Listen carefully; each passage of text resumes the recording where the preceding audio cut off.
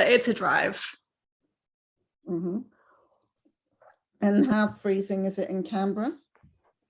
Well, it's 7 degrees, so that's above freezing technically. So it's not too bad. Is that 7 degrees daytime or 7 degrees nighttime? It's 7 degrees right now. Oh, okay. All right. And it gets better during the day, doesn't it? Tell me that. Yeah, it does get better during the day. And, you know, Canberra gets some nice sunny days during the winter. Mm-hmm. You just got to get out at lunchtime, get your vitamin D. Do you do that walk round Lake Burley Griffin? I have done it. It's a really windy walk. But it's lovely. And there's other lovely lakes as well. There's one, Lake Ginninderra, up north, and Lake Tuggeranong. Right. Yeah. Well, that's it's got, whenever I fly into Canberra, I see all of that the thick trees all around Canberra. It's really very woody out there, isn't it? Yes, it's very, very green. We're surrounded on almost every side by national forest, which, you know, is wonderful, gives us access to just some of the most beautiful scrub in Australia, in my opinion. But it's also quite scary during bushfire events, like during the 2019 fires. Canberra's actually sort of bowl-shaped, and it was just smoke just poured in for weeks on end. So there is a downside to all of that beautiful nature around us, unfortunately. Well, Shelley, it is lovely to meet you tonight. And good evening to everyone. Welcome to the Australian Women's Weekly's fabulous, I have to say fabulous, Books and Bubbles Author Night. I am Juliette Reedon. I'm the editor-at-large at the Australian Women's Weekly and also the magazine's books editor and also an author myself, but we're not here to talk about me. We're here to talk about the fabulous Shelley Burr. We'll get on to that in a minute. I would like to begin by acknowledging the traditional owners of the land on which we meet today, which in my case here in Sydney is the Gadigal people of the Eora Nation. I'd like to pay my respects to elders, both past, present, and emerging. As I mentioned, my guest this evening is crime thriller author Shelley Burr. Hello, Shelley. Shelley, just tell me again, where are you tuning in from tonight? So I'm tuning in from Canberra, the national capital, which is Ngunnawal country. And I'd also like to pay my respects to their elders, past and present. Thank you. Now, first of all, before we start, I've got a few housekeeping points to run through. If you haven't already, I'm sure lots of you have, but if you haven't already, you can purchase this wonderful thing. You can purchase Shelley's book, Wake, from our wonderful event partner, QBD. There's a link in the chat box on your screen, QBD. Go to that link to buy this book.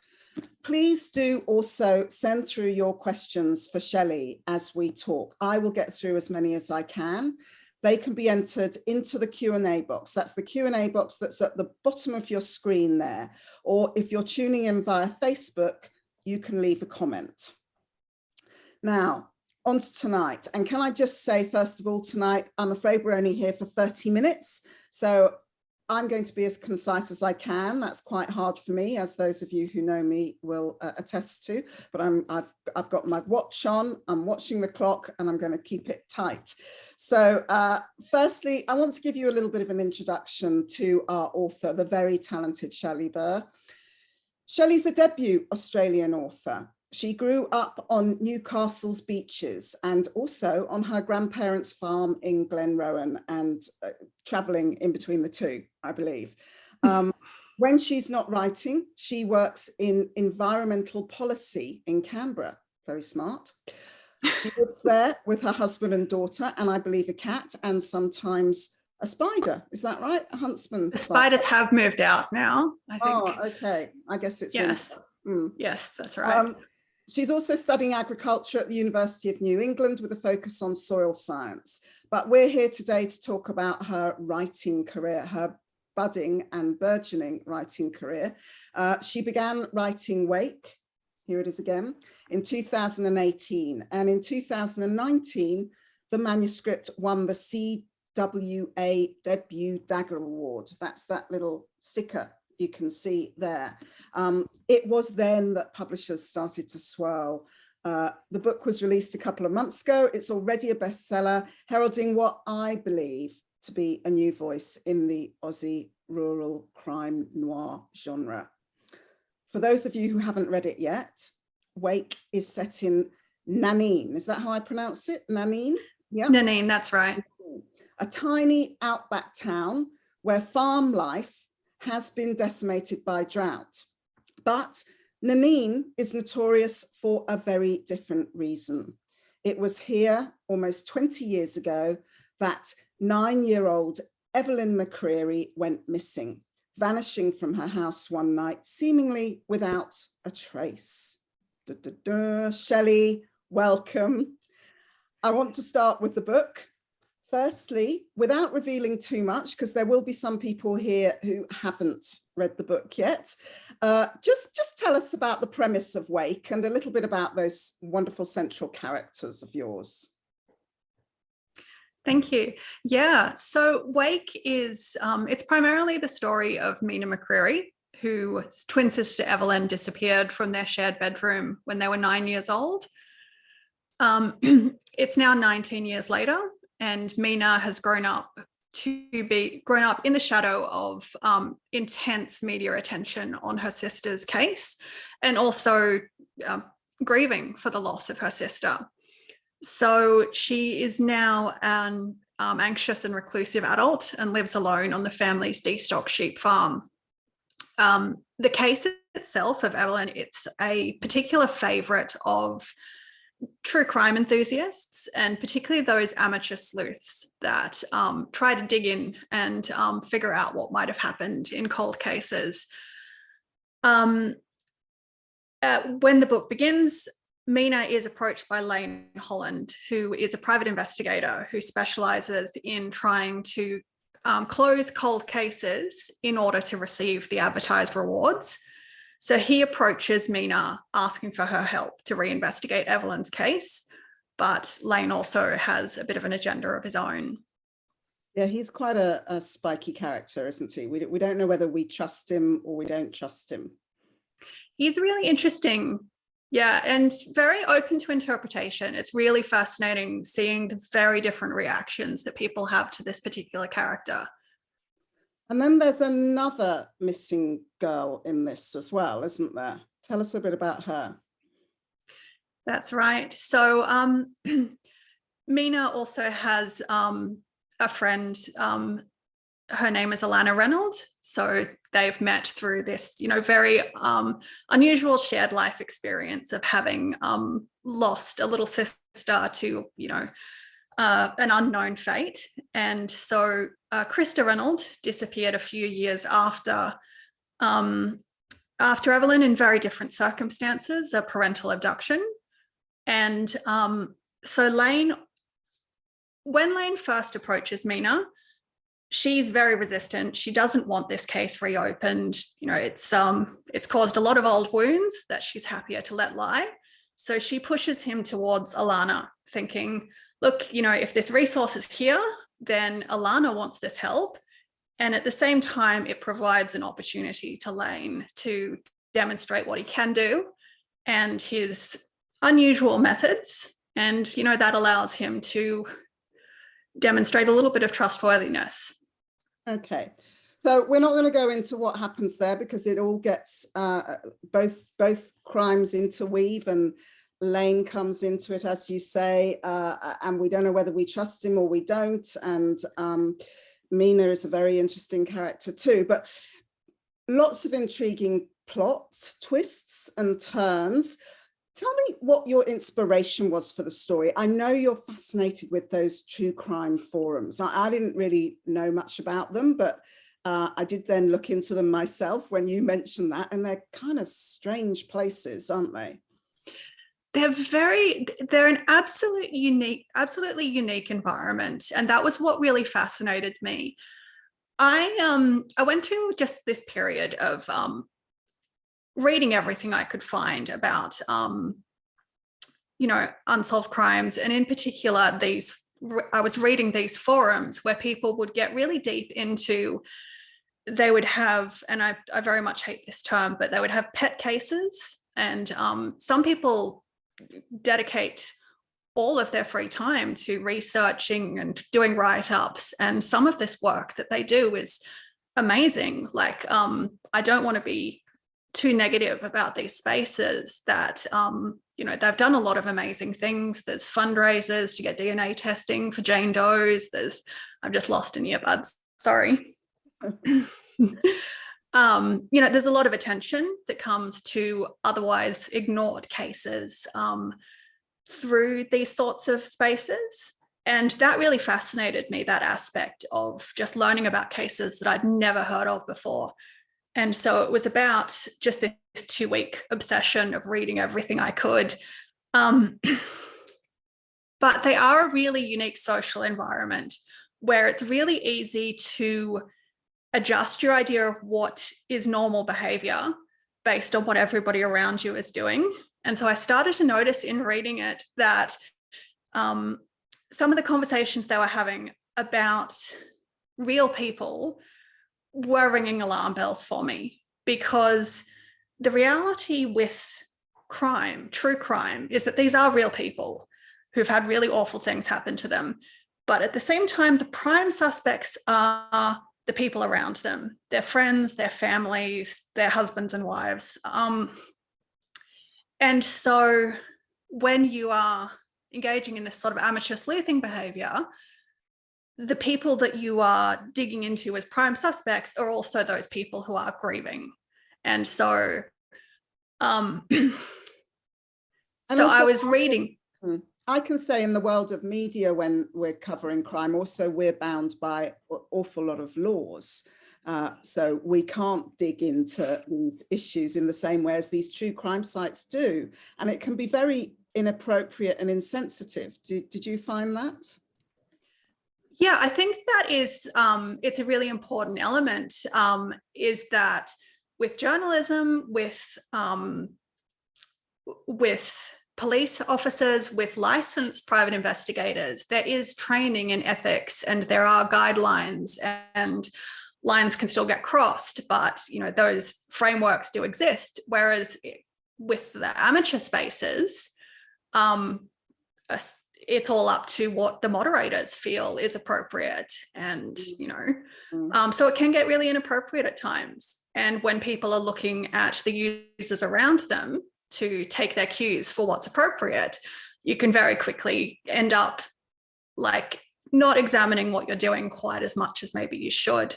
So I was reading a particular conversation about the brother of a murder victim, and they were like, oh, he doesn't have much of a social media presence. I can't find much information on him online, but he's got a LinkedIn, so I know where he works. And so I went to his work social media, and I was looking through the photographs, and like they were just digging, trying to find anything they could on this person who never chose to be a public figure and who had something horrible happen at a very formative time of his life. And so reading that, it was really like a very eye-opening moment. And I sort of was like, maybe these spaces aren't somewhere that I should be for entertainment. And I was just thinking, if that was me, I would just be so enraged at being treated that way. And that rage was really what became the character of Mina. She's a very anger-driven character, and I felt like I sort of understood who she was right away, and everything about the story came from there. Mina is a very interesting character. She wears that trauma very much on her sleeve, doesn't she? And she's an isolated character. I think we kind of get to love her, though. Did you love her? I do love Mina very much so. I love the most awful parts of her. It was really interesting getting to be getting to voice a character who doesn't hold back on her own flaws. And I think it made her very endearing to me. And she was really challenging to write, but it was also a real pleasure whenever she was on the page. Now, Jodie Hopton here is asking, is your story based on fact or just totally fiction? And I also want to add to that and say, are those characters based on anyone you know, or even other parts of yourself in there? Yeah, that's a really great question. There is a lot in Wake that's drawn from fact. What I tried to do was never to borrow too much from any one particular case. So I did a lot of reading of nonfiction true crime works, a lot of information about missing persons cases in Australia and internationally, and also unsolved murders. But it didn't feel right to base it on anyone specifically. So I would just pull details here and there and, merge facts, change things to the point where it is really entirely fictional, but one very heavily influenced by research. The town of, sorry. Oh, carry on, sorry. The town of Nanine as well, that's entirely fictional, but it's very much based on a real place.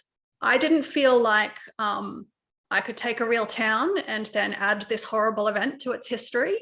That didn't seem like a fair thing to do. So Nanine is entirely fictional, but I did use a real town as a yardstick just to check, how many police officers would it have? Is it reasonable that it has a school? How long does it take to drive to Sydney? Where's the nearest airport? That sort of information. So when you say you used a real town, did you actually go to the town and find those things, or is it somewhere that you knew anyway, you grew up in? I'm trying to find out the town here.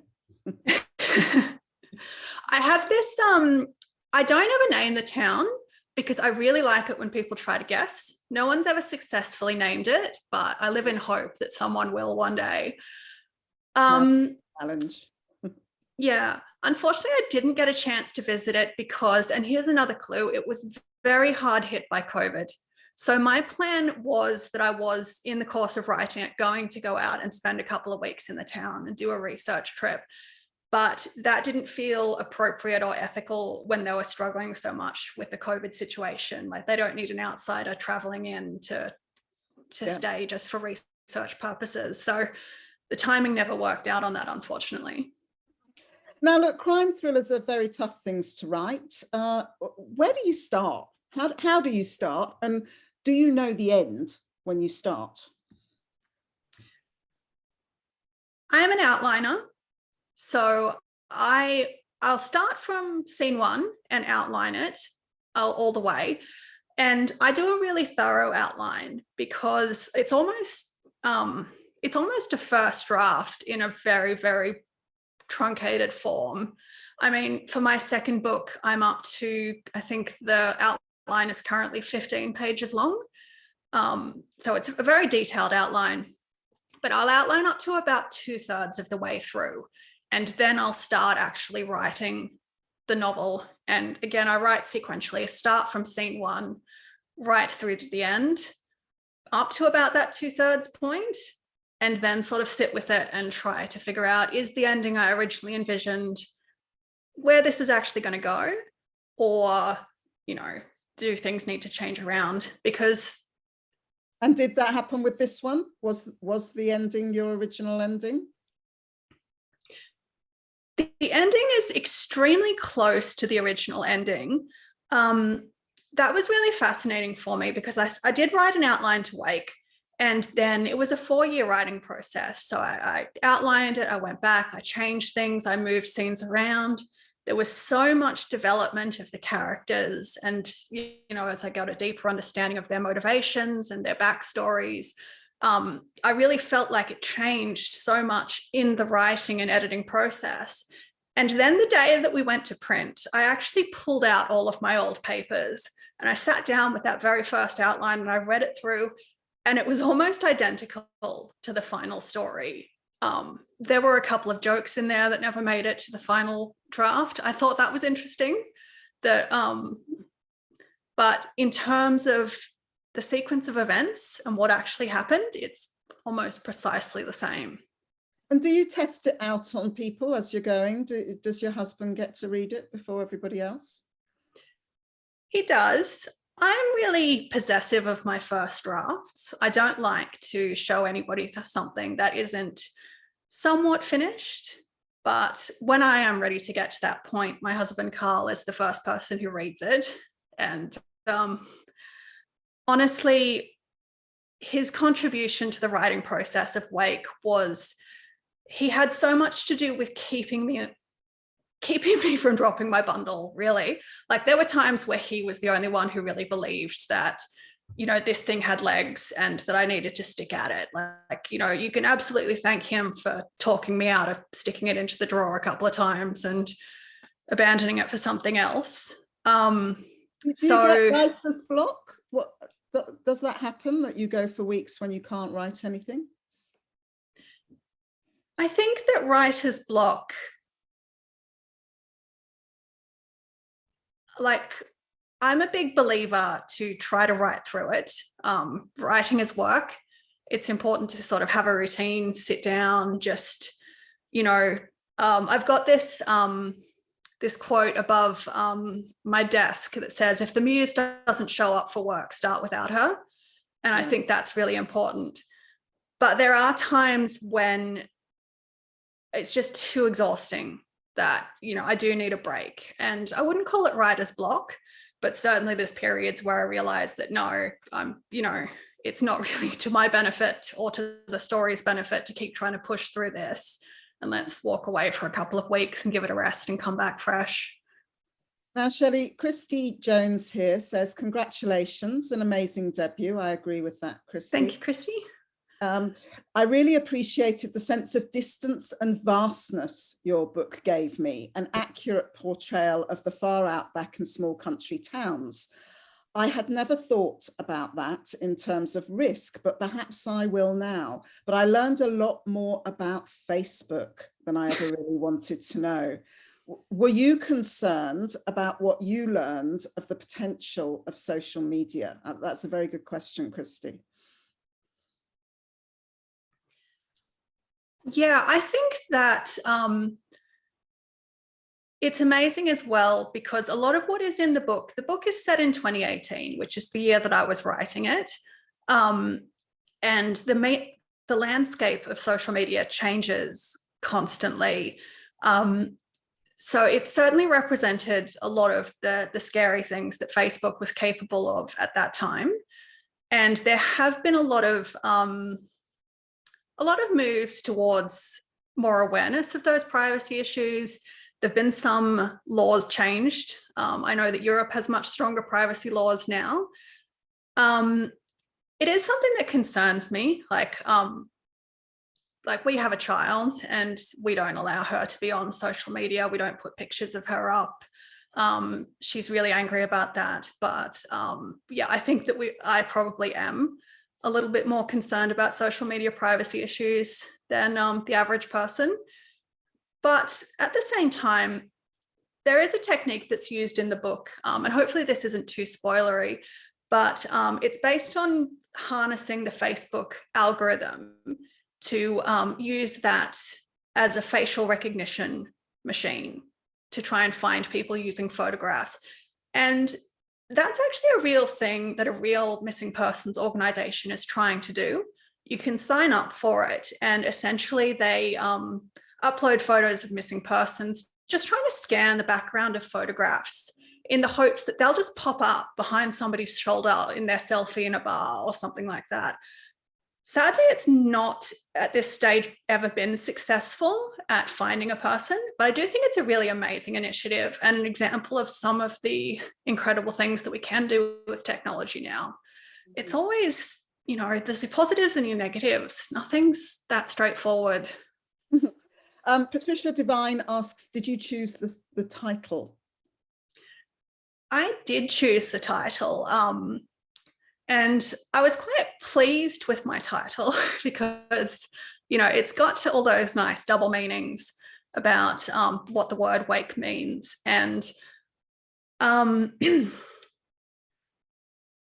so I was able to choose it, but I probably will go with the publisher's suggestion on the second novel, which I actually am quite pleased about having that off my plate. Is titling things is really difficult, and Wake sort of came to me in a flash of inspiration. And I think that that's a once in a lifetime thing. I don't think I'll ever be able to do something that clever again. And I'm quite happy that it's actually somebody else's problem now to come up with the titles for my books. Now, I know you had a lot of publishers talking to you after you got that award. How did you choose who to go with?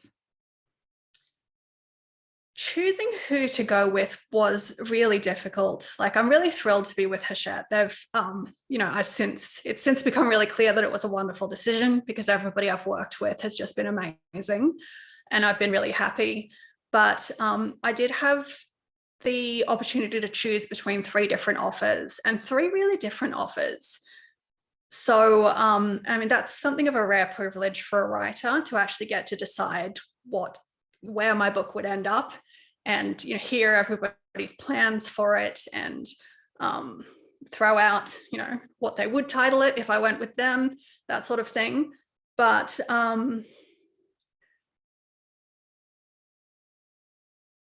yeah. Do you go for the money, or is it about people, or is it about how they're going to package the book? Yeah, look, money, you know, it's not a factor, but I didn't go with the highest monetary offer. So it was a bit of both. I think that it came down to marketing plan and their vision for editing, other titles that they carry, their reach, just, you know. And you've mentioned the book that you're working on. There are lots of people asking questions about what's your next book? What's your next book? So is there anything you can tell us about that? It's obviously coming up. Yeah, look, I'll say a little bit, because my writing process, there's a lot of scope for things to change. You know, what I tell you tonight might be completely different for what actually hits shelves. But what I'm working on at the moment is about a town that experienced a series of awful murders in the 1990s that and the impacts that it's still having on the town today, and just the ethical challenges that the town is experiencing, because they've experienced a terrible economic downturn, and they're approached with an offer to start running murder tours through the town, which would bring much more business into town, but at the same time feels like a really inappropriate thing to do, given the memories of the people who are lost. And so, yeah, that's the core of that one. Okay, I'm intrigued. I want to read that one for sure. Is this your day job now? Not exactly. I still work my day job. I'm in waste policy, at least until the end of this year. But I have, you know, gone down to just a couple of days a week. So it gives me a little bit more time and space to write. We do have a question here from Jodie Hopton. Did you take time off from work to write, or do you juggle it all around your job and your family? Yeah, I did take a little bit of time off. I think I've been really lucky. My job is really supportive of what I have to do as a writer, and they're just really excited and enthusiastic about it as well. It's been wonderful. And have you been surprised at the response you've received? Yes, absolutely. I think that, I mean, obviously I've always hoped that it would find an audience, and that people would, like, you know, you don't want to put out a book and not get that sort of reaction. But yeah, it has blown me away how positive everybody has been, and just the enthusiasm. It's been amazing. Well, thank you, Shelley. I'm sorry we are having to finish tonight. We could go on chatting for a long time, but it is a wonderful book. Thank you to everybody who's watching. Just a reminder, that you can purchase Shelley's book Wake from our wonderful event partner QBD, a link in your chat box on your screen. And if you enjoyed tonight, we have another great event coming up next month on Wednesday, the 10th of August, when I'll be talking to #1 best-selling and award-winning master of crime, Michael Robotham, about his new book, Lying Beside You, which I have read and is pretty special. The event is free. Just visit Books and Bubbles, that's books, A-N-D, bubbles.com.au to register. And finally, you can also visit booksandbubbles.com.au to sign up to our newsletter, where you'll be the first to find out about all of these upcoming events. And you can also find past events available to watch on demand. This event will also be posted up there. Shelley, wonderful to talk to you. Sorry we couldn't talk for longer. A wonderful book, and congratulations. Thank you. Thank you, everyone.